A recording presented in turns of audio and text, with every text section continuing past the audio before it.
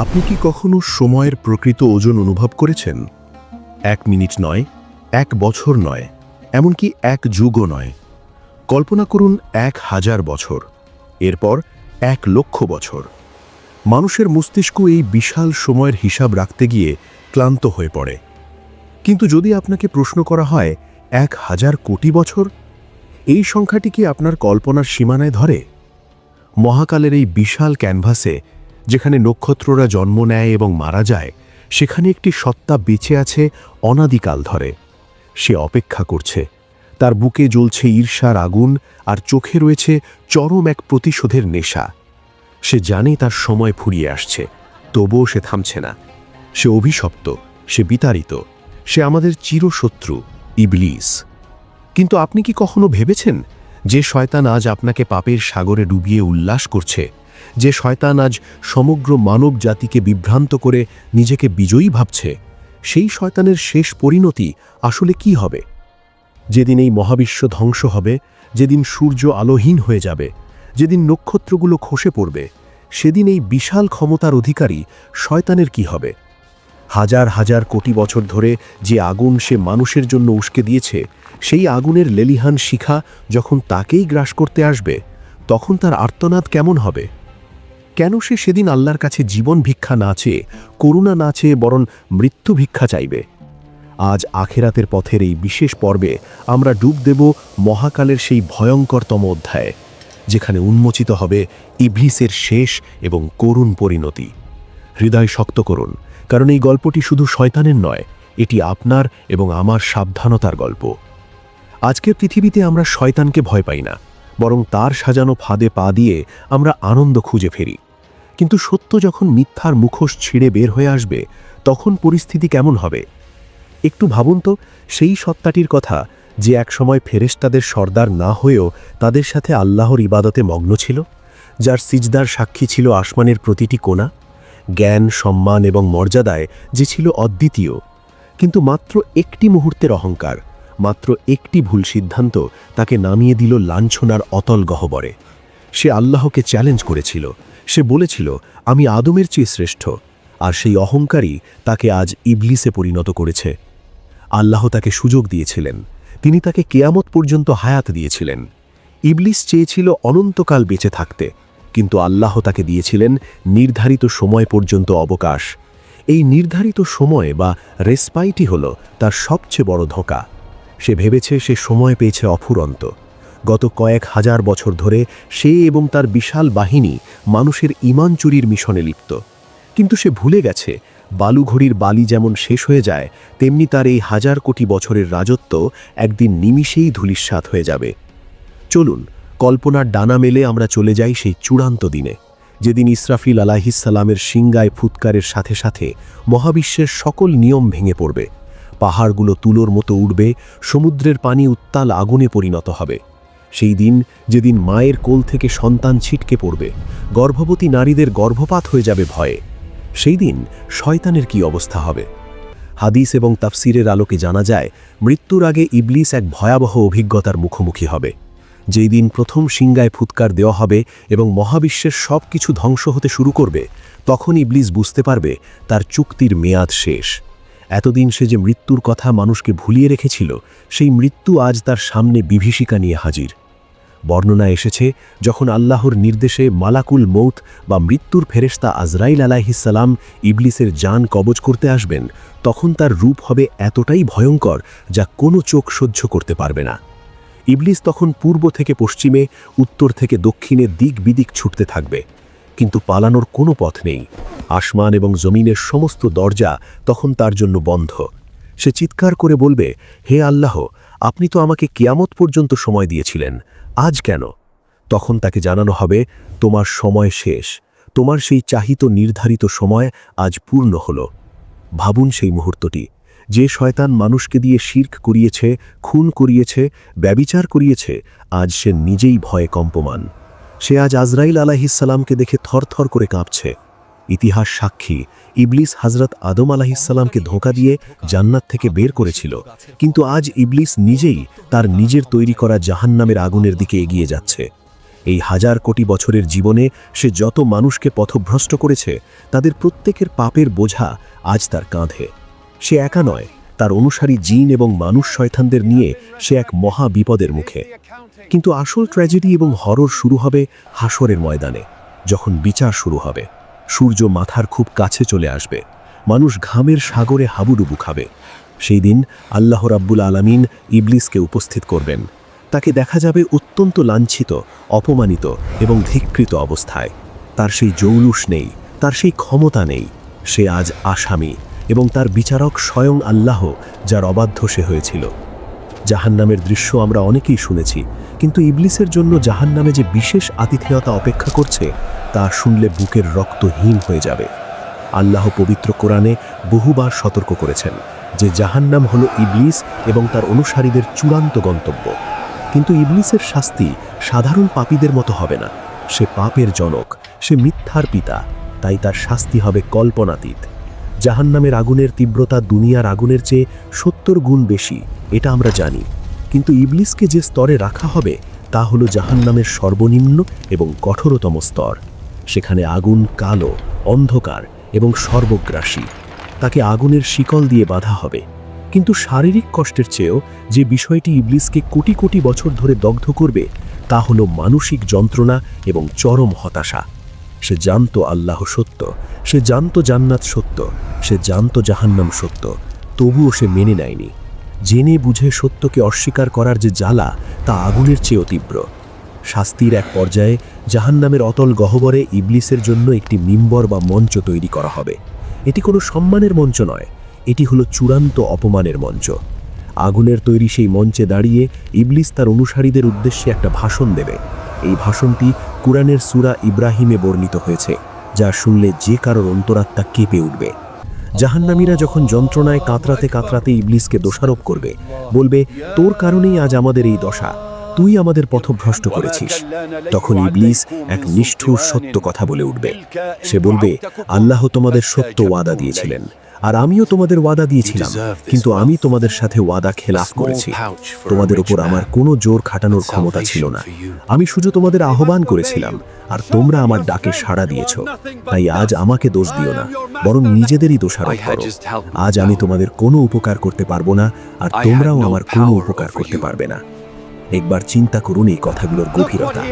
যেই নেতার ভরসায় মানুষ আল্লাহকে ভুলেছিল, সেই নেতা আজ বলছে, আমাকে দোষ দিও না। কি ভয়ানক প্রতারণা, কি নির্মম সত্য! ইবলিস সেদিন নিজেকে বাঁচানোর জন্য তার সমস্ত অনুসারীদের ছুঁড়ে ফেলে দেবে, আর এই মানসিক আঘাত জাহান্নামীদের শারীরিক যন্ত্রণাকে বহুগুণ বাড়িয়ে দেবে।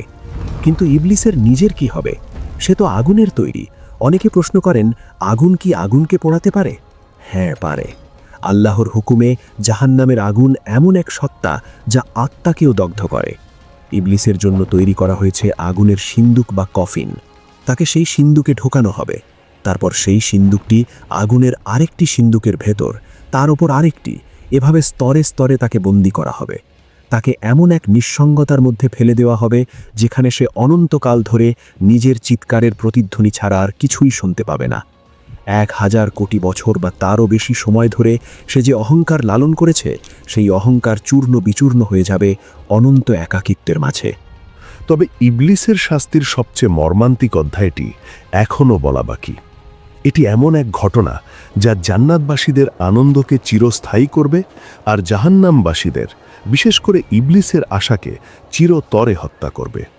আমরা জানি মানুষ এবং জিন মৃত্যুর স্বাদ গ্রহণ করে, কিন্তু মৃত্যুর কি মৃত্যু আছে? ইবলিস সারা জীবন মানুষকে বুঝিয়েছে, উপভোগ করে নাও, এরপর তো সব শেষ। কিন্তু সে জানত আখেরাত অনন্ত। জাহান্নামে যখন ইবলিস এবং তার অনুসারীরা পুড়তে থাকবে, তখন তাদের মনে একটি ক্ষীণ আশা উকি দিতে পারে। হয়তো কোনো একদিন তাদের মৃত্যু হবে, হয়তো লক্ষ কোটি বছর পর এই যন্ত্রণার অবসান হবে। মৃত্যু এসে তাদের এই অসহনীয় কষ্ট থেকে মুক্তি দেবে। তারা আল্লাহর কাছে মৃত্যু ভিক্ষা চাইবে। তারা বলবে, হে মালিক, আমাদের মৃত্যু দিন, আমাদের অস্তিত্ব বিলীন করে দিন। কিন্তু আল্লাহ তখন কি করবেন? সহিহ হাদিসে এসেছে এক লোমহর্ষক ঘটনার কথা।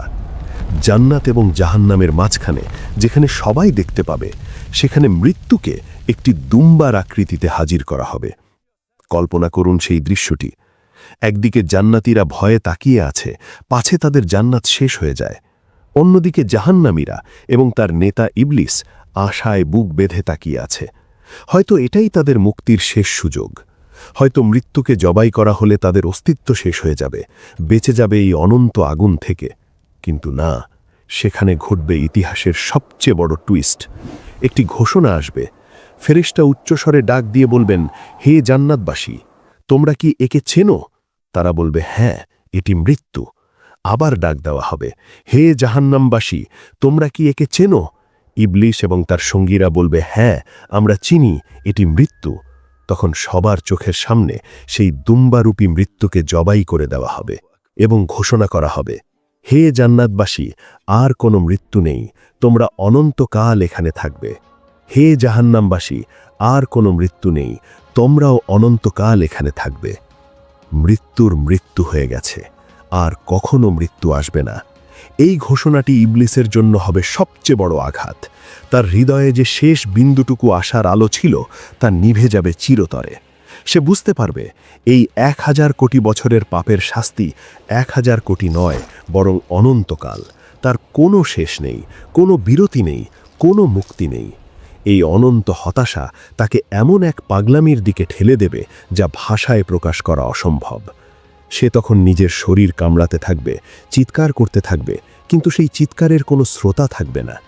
আখিরাতের পথ চ্যানেলের দর্শকদের আমি একটি প্রশ্ন করতে চাই, আমরা কি সেই দিনের জন্য প্রস্তুত? আমরা কি বুঝতে পারছি ইবলিস তার নিজের এই ভয়াবহ পরিণতি জানে বলেই সে চায় না একা জাহান্নামে যেতে? সে হিংসুটে, সে চায় আমি আর আপনিও তার সাথে সেই অনন্ত আগুনে জ্বলি। শয়তানের এই পরিণতির কথা শুনে আমাদের মনে হয়তো ভয় জাগছে, কিন্তু এর চেয়ে বড় শিক্ষা আর কি হতে পারে? ইবলিস একসময় আল্লাহর এত কাছে ছিল, কিন্তু অহংকার তাকে ধ্বংস করেছে। আর আমরা তো দুর্বল মানুষ, আমাদের প্রতি পদে পদে ভুল হয়। কিন্তু শয়তানের সাথে মানুষের একটি মৌলিক পার্থক্য আছে। শয়তান ভুল করে অহংকার করেছিল, আর মানুষ ভুল করে তওবা করে। আদম আলাইহিসসালাম ভুল করেছিলেন, কিন্তু তিনি বলেছিলেন, রব্বানা জালামনা আনফুসানা, হে আমাদের রব, আমরা নিজেদের ওপর জুলুম করেছি। আল্লাহ তাকে ক্ষমা করেছিলেন।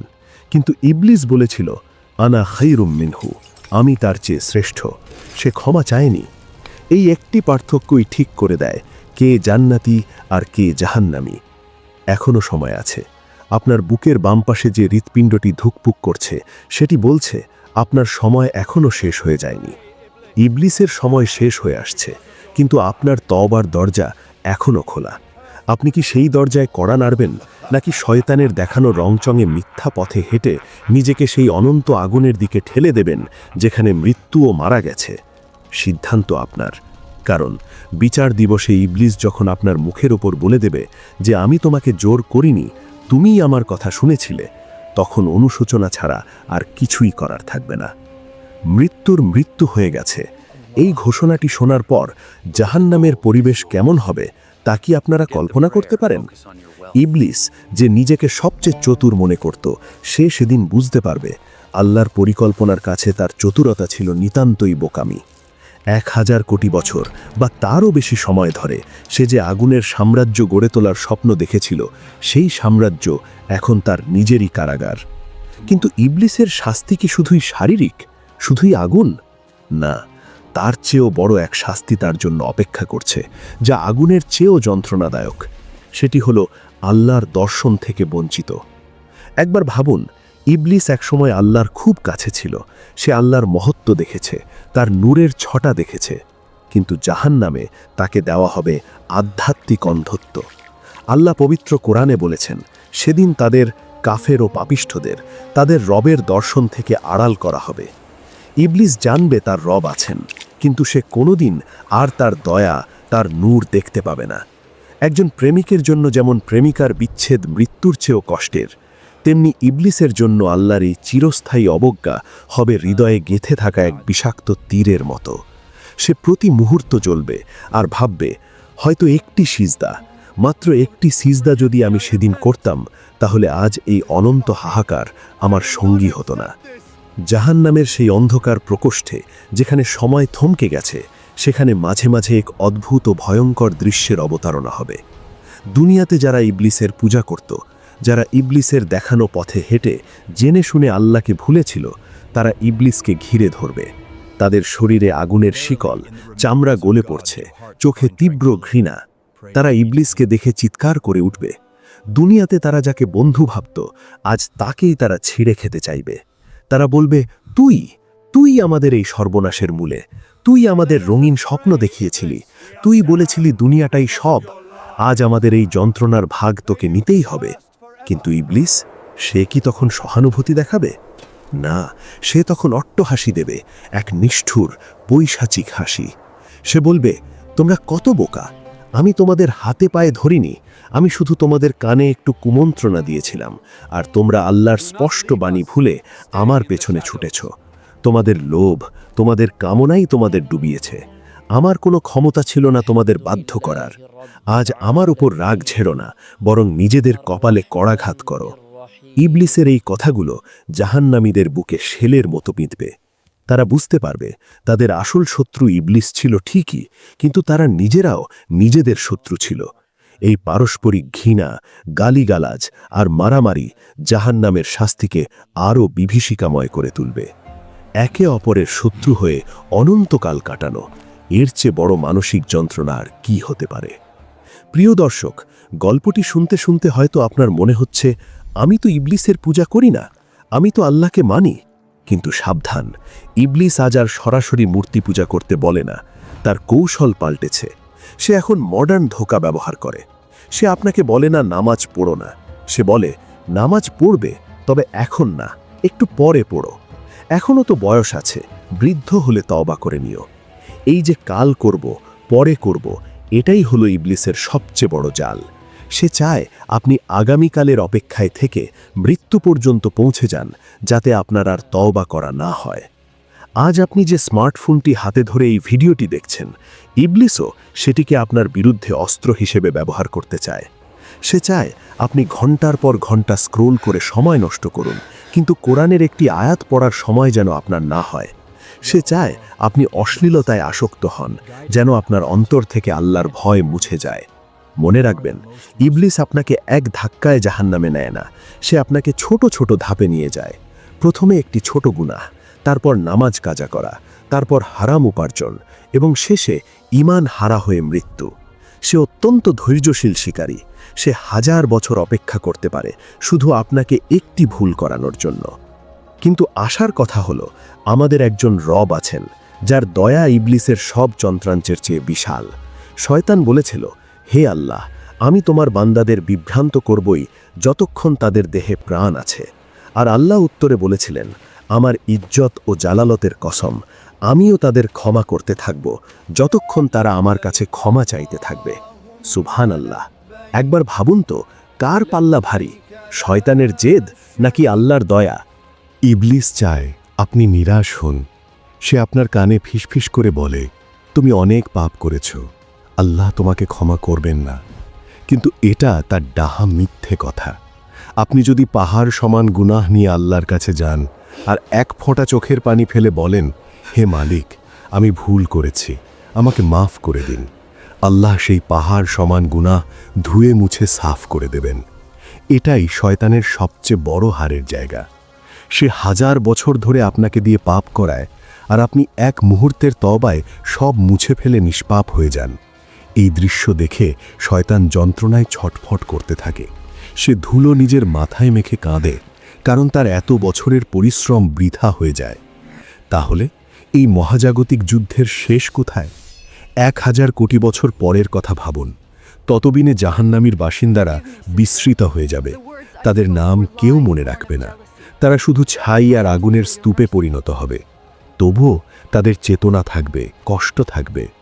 আর অন্যদিকে যারা আজ দুনিয়ার সামান্য কষ্ট সহ্য করে ফজরের সময় আরামের ঘুম হারাম করে আল্লাহর সামনে দাঁড়িয়েছিল, যারা শয়তানের প্রলোভনে পা দেয়নি, তারা কোথায় থাকবে? তারা থাকবে জান্নাতের সবুজ গালিচায়। তাদের যৌবন কখনো ফুরাবে না, তাদের সুখ কখনো কমবে না। যখন ইবলিস আগুনের সিন্ধুকে বসে হাহাকার করবে, তখন জান্নাতীরা আল্লাহর দিদার লাভে ধন্য হবে। এখন প্রশ্ন হলো, আপনি কোন দলে থাকতে চান? ভিডিওটি শেষ করার আগে আমি আপনাকে একটি কাজ করতে অনুরোধ করব। আজ রাতে যখন সবাই ঘুমিয়ে যাবে তখন নির্জনে একাকী বসবেন, নিজের জীবনের পেছনের দিনগুলোর দিকে তাকাবেন, ভাববেন কতবার শয়তান আপনাকে ধোঁকা দিয়েছে, কতবার আপনি আল্লাহর ডাক উপেক্ষা করেছেন। মৃত্যুর ফেরেশতা যদি আজ রাতে আপনার শিয়রে এসে দাঁড়ায়, আপনি কি প্রস্তুত? আপনার হাতে এখনও সময় আছে। ইবলিসের দরজা বন্ধ হয়ে গেছে, কিন্তু আপনার তওবার দরজা এখনও খোলা। সেই দরজা বন্ধ হওয়ার আগেই ফিরে আসুন, লুটিয়ে পড়ুন সিজদায়, আল্লাহর কাছে বলুন, হে আল্লাহ, শয়তানের ধোঁকা থেকে আমাকে রক্ষা করো। আমাকে সেই আগুনের শাস্তি দিও না যা সহ্য করার ক্ষমতা আমার নেই। বিশ্বাস করুন, আপনার একটি সিজদা, একটি আন্তরিক তওবা শয়তানের মেরুদণ্ড ভেঙে দেওয়ার জন্য যথেষ্ট। শয়তান মৃত্যু চায়, কারণ সে জানে তার শাস্তি কতটা ভয়ানক। আর আমরা জীবন চাই, কারণ আমরা জানি আল্লাহর রহমত কত অসীম। আসুন আমরা শয়তানকে পরাজিত করি আমাদের ঈমান দিয়ে, আমাদের আমল দিয়ে। আমাদের গন্তব্য হোক জান্নাত, আর শয়তানের গন্তব্য হোক তার একাকিত্ব।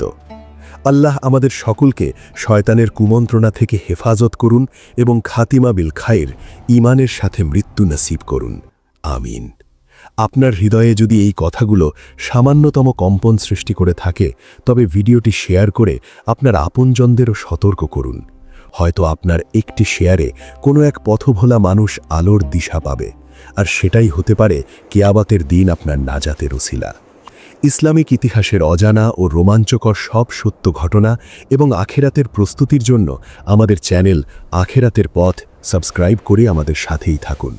দেখা হবে আগামী পর্বে ইনশাল্লাহ। আসসালামু আলাইকুম ওয়া রাহমাতুল্লাহি ওয়া বারাকাতুহু। আখিরাতের পথ, সত্যের সন্ধানে জান্নাতের পথে।